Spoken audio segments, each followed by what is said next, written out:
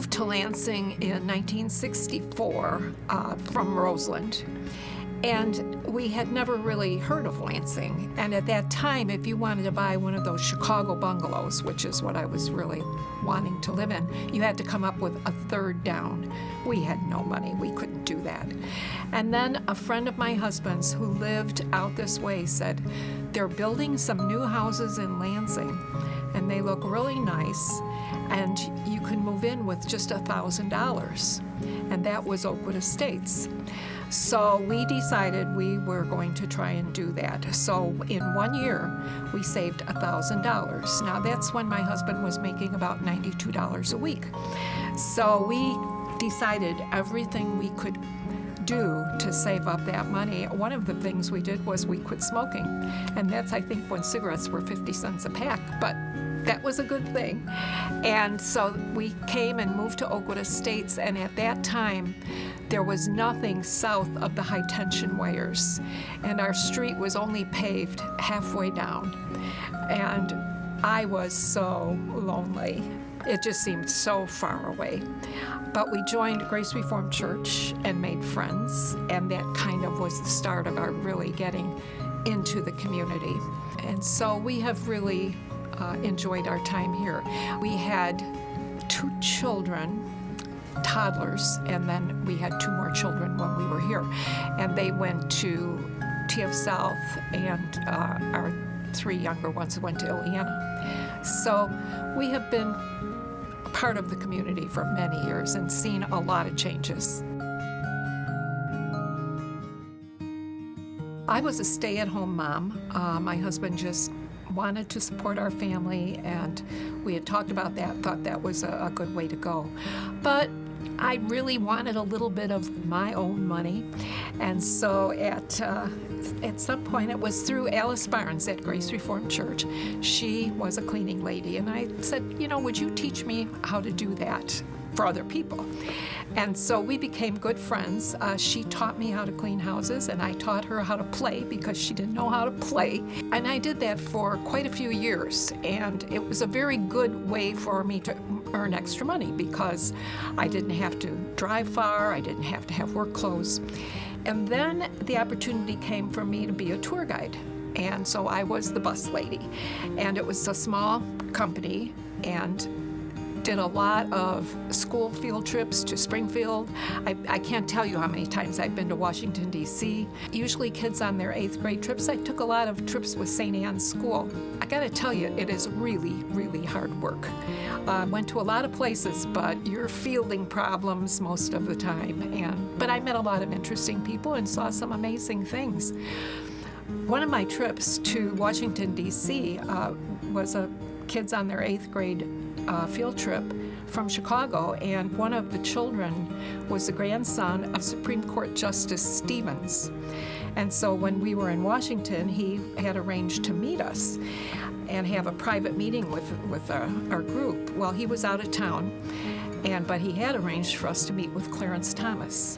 And that was really an interesting conversation to just hear him tell what a Supreme Court justice does. We posed with pictures. We got to visit the private chambers, and so every so often there would be little special things like that.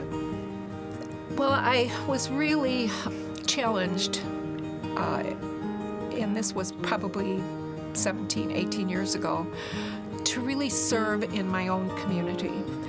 And we had supported the pantry financially for a long time.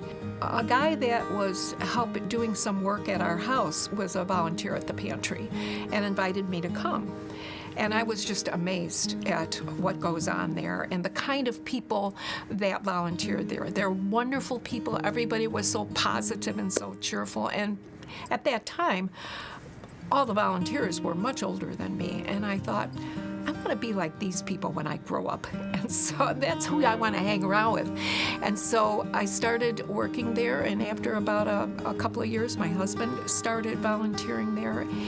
And after a time when Fred Dykstra retired, I became co-chairman with Bill Muslar. And I cannot tell you what a wonderful part of my life the food pantry has been.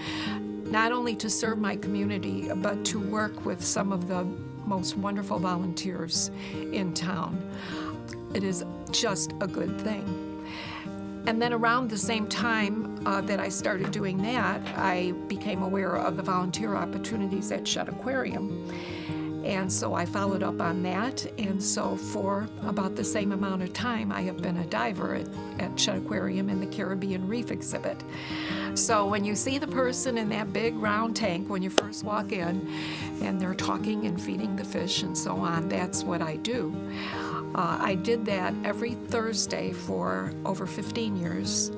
And for the past year or so, I took myself off of that regular Thursday shift. I have become a backup diver. And what that means is I get a list every week of people that are out for vacations or one reason or another. And I can just fill in those slots at my convenience. And as long as I do 12 a year, I keep my status and my benefits as a volunteer.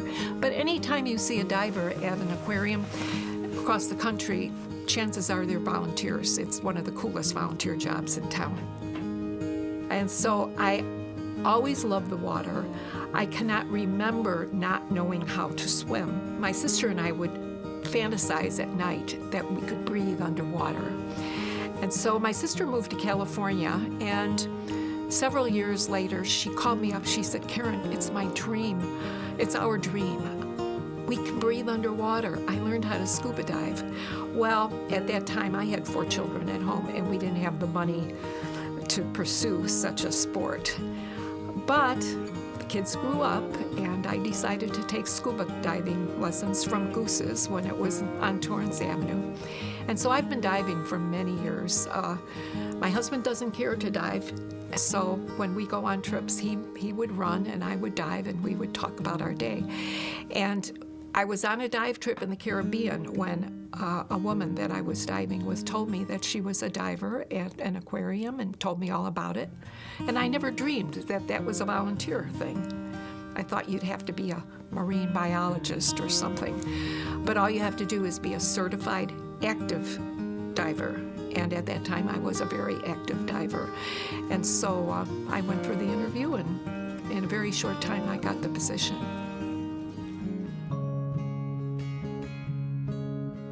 Travel is really a great part of helping understand other cultures and really give you a better understanding of our own. Another thing travel can do is it can just widen your friendships. We have made many friends over the years of people we've met, places we've stayed. When we travel within the United States, we like to stay at bed and breakfasts, and you meet a lot of interesting people doing that. So we enjoy travel for a lot of different reasons.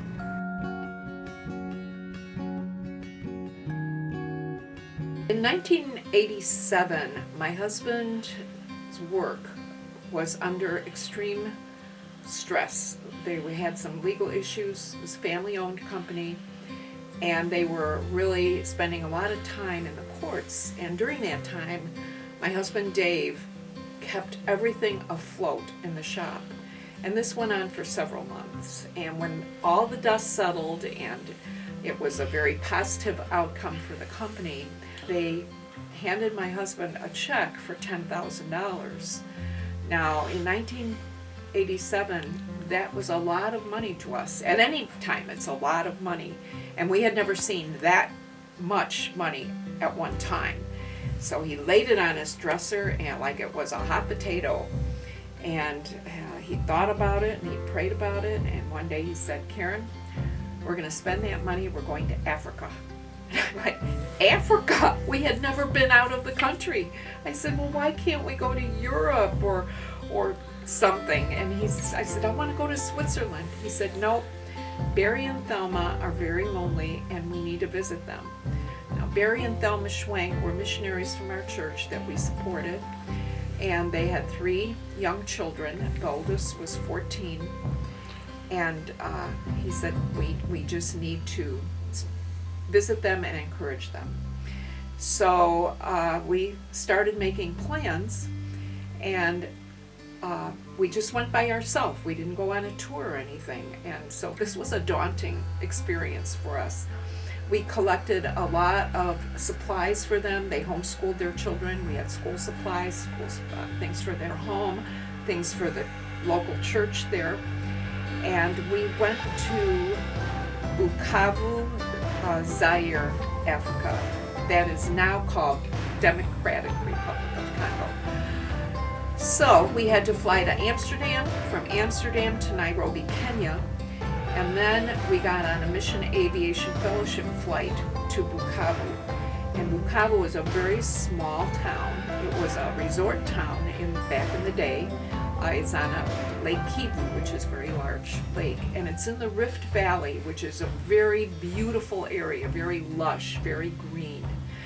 And so we arrived, our Thelma, and it's Thelma and Barry Schwank was their name, and Thelma helped us get through customs. So we arrived around lunchtime with all of this luggage, and we were waiting for lunch to be prepared, and then we were going to open the luggage. So after, I will back up, when we were collecting all of this stuff from here, somebody gave us a soccer ball to bring. And we're looking, our whole basement is full of all of books and papers and stuff. And I said, "What? We can't take this soccer ball." And my husband said, "Well, if we have room, we'll take it. Otherwise, we won't." Well, we have room. So while we're waiting for lunch to be prepared, Barry, the 14-year-old, and I are talking, and I said, "So what do you kids do here?" He says, "Well, one of the things we do is play soccer." Oh, cool. And then he says, "However," and he pulls out a totally deflated soccer ball. I said, "Wow, what are you going to do now?" He said, "Well, I'll have to do what the African kids do, and we'll just make a soccer ball out of string and banana leaves." I said, "Well, okay."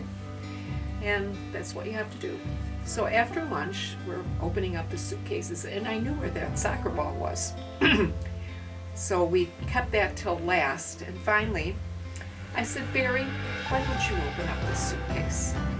And so I'm sitting on the couch like this, and the suitcase is at my feet, and he's sitting right on the floor where you are. And he opens up the suitcase, and there is a soccer ball. And he looked at it, and he leaned back on his heels, and he looked at me, and his eyes welled up.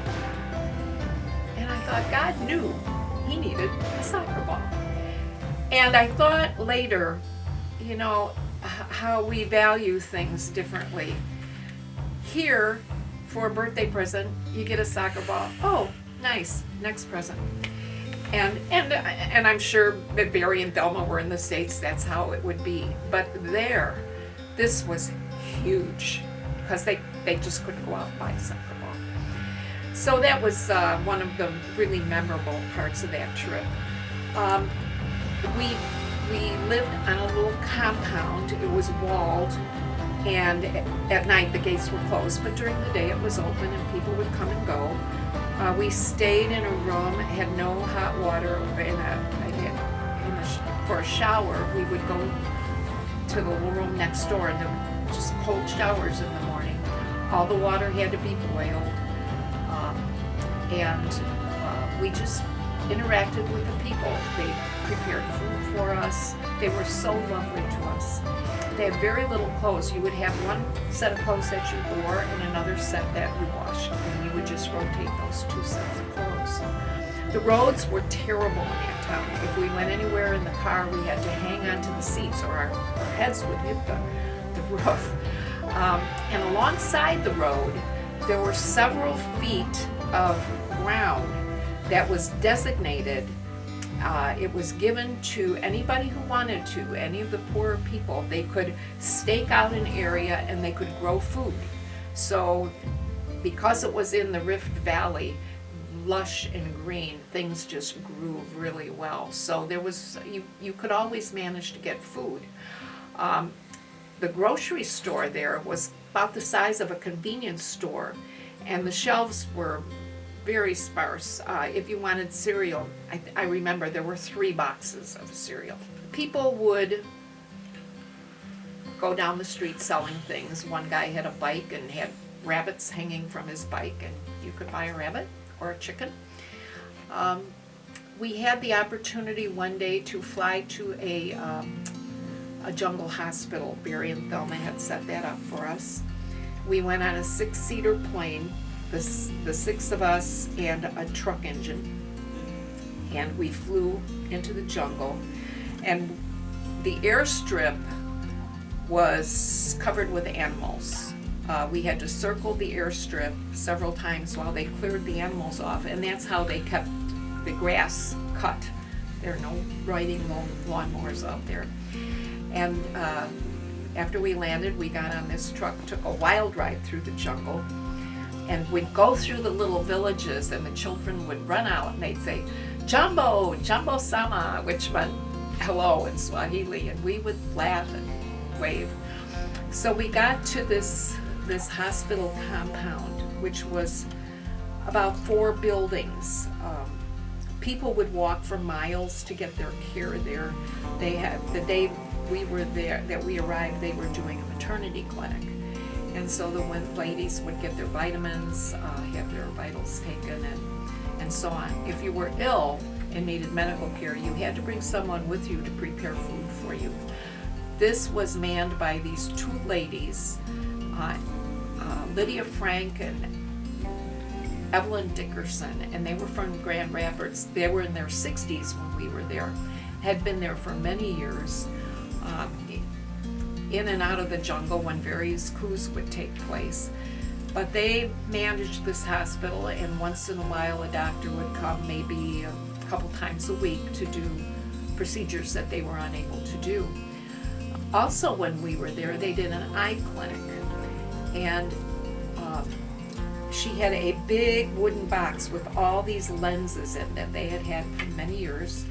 And when the people would have an eye test, she would have Bible verses for them to read in various sizes. And then, you know, the glasses that you donate to the Lions Club, she had a big box of those glasses there, and she would decide what prescription they needed. She would find glasses with that prescription. Didn't matter what the frames looked like. We saw a guy walk out with rhinestone frames that went like this, and he was delighted because he could see. And so those glasses that you give do get to third world countries. One of the native people there had killed an antelope and gave us the leg of an antelope. We had that for dinner.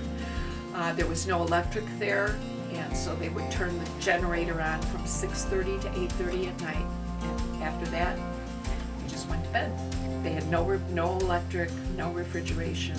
Refrigerator was run by a generator. And we went to bed under the mosquito netting and said to ourselves, we are a long way from home at this hospital. So we were there for 2 days, and then we went back to Bukavu. We were in Bukavu about 3 weeks. We visited the church there, and it was a wooden building with a dirt floor and benches, and they had little hymn books, and it's very easy for us to sing in Swahili because all the vowels only have one sound.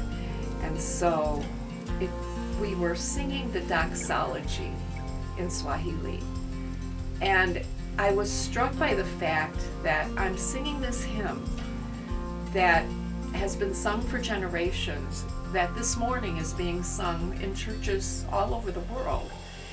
And it gave me a real sense of the universal church, which I use in its purest term, of Christians everywhere, united. And it doesn't matter where you are, you're part of something so much bigger than yourself.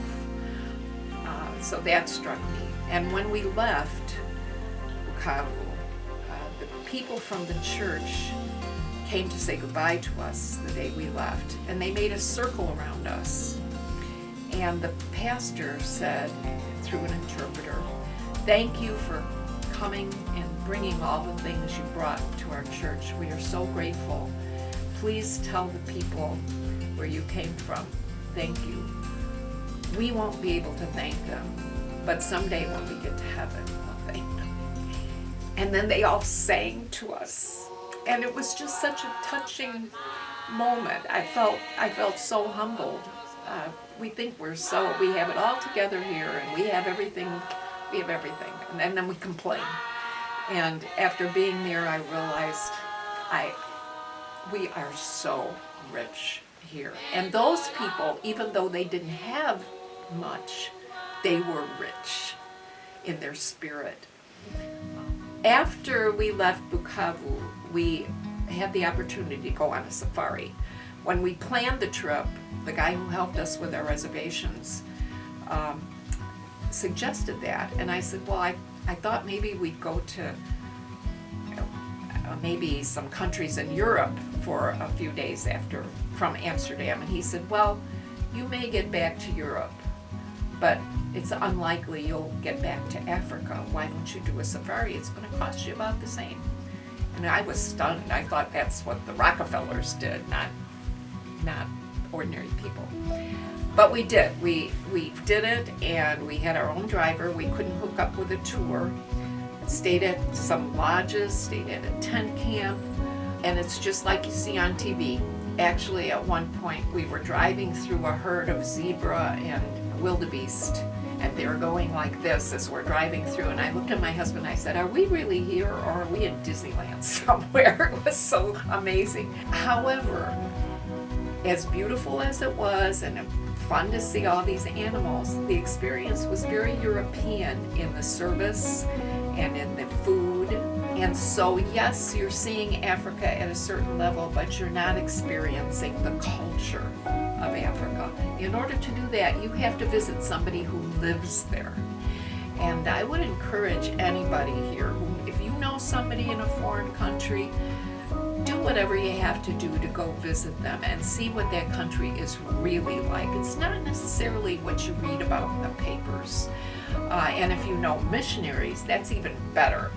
Number one, they will be so excited that you made the effort to see them, and they really have they really understand the beat of the country. And I can't stress that enough. To travel to any foreign country, even another city in the United States, to visit people who live there, it's a very, very different experience than on a tour, because when you go on a tour, you're going to see what the people running the tour want you to see. You're going to see a pretty sanitized, it will be a sanitized experience. Our trip to Africa was pretty life-changing. And when I got home, I went to Jewel, and a lady was complaining about the strawberries, that they weren't what she thought she should be. And I could hardly stand it. I thought, we've got strawberries and grapes and bananas and apples and oranges and who knows what. If any of those people that we visited in Africa would come to Jewel, they would faint. They would not know where to begin. There's so many choices. And we just take this for granted, and we just really need to step back and think about the ordinary things we enjoy.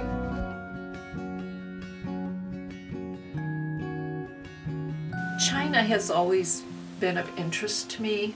I've always been fascinated by the Great Wall, and then I read about the Terracotta Army. I thought that was so amazing. And a couple of years ago, the Field Museum had an exhibit with the Terracotta Army. They had several of the figures, and they had a horse. And so my husband and I went to the museum to see it, and I looked at this and I read about it. I thought, okay, I have got to go there. It's one of those bucket list things. China is number one, it's really far away. I think it was a 15-hour flight.